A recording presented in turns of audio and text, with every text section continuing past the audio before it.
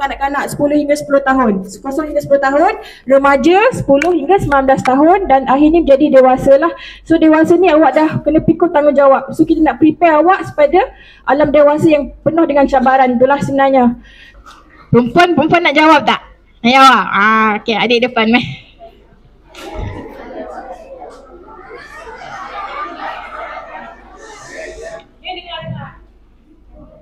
Ajarannya Waya B.J. Osman.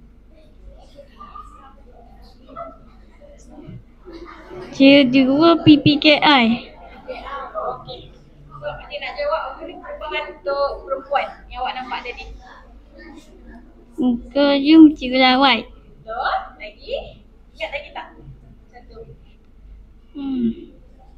So, muka ada jerawat. Betul. Bolehlah. So, nanti minta kawan yang lain nanti nak tolong. Satu lagi. Meh. Kita ambil lagi. Bagi tepukan untuk kawan. So, awak? Punggung melebar.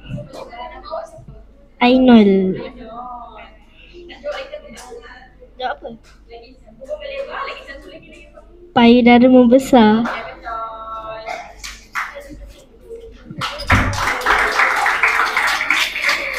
Soalan nombor 3, siapa nak jawab?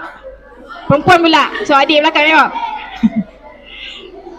Ni adik.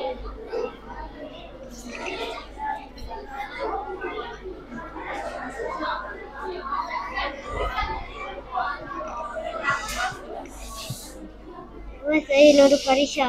Farisha. Kelas PKI. PKI. Adik pandai Abjad baca soalan. Nombor 3 ni. Cuba baca. Yang biru tu. So, apakah persamaan perubahan fizikal lelaki dan juga perempuan? Kalau tumbuh misai dan bulu, lelaki dan perempuan adakah? Ada. Ada, lelaki. Kalau datang head, lelaki dan perempuan ada head ke? Tak ada. Lelaki tak ada, betul. Bahu dengan dada membidang. Siapa yang tak ada?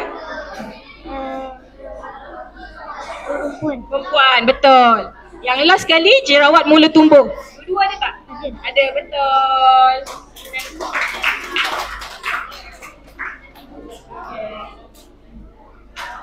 Okay, yang last sekali. Soalan last. Turun dulu, saya tak nampak semua. Okay. Turun. 1, 2, 3. Saya pun dah confused macam tu.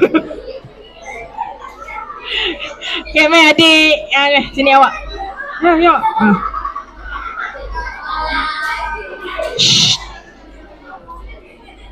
Khairi. PPKI.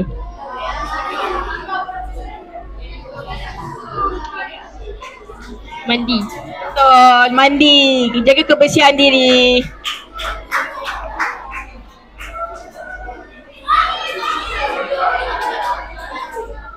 Okay, itu je untuk ceramah kita hari ini. So harap adik semua boleh faham lah Boleh Okay, terima kasih.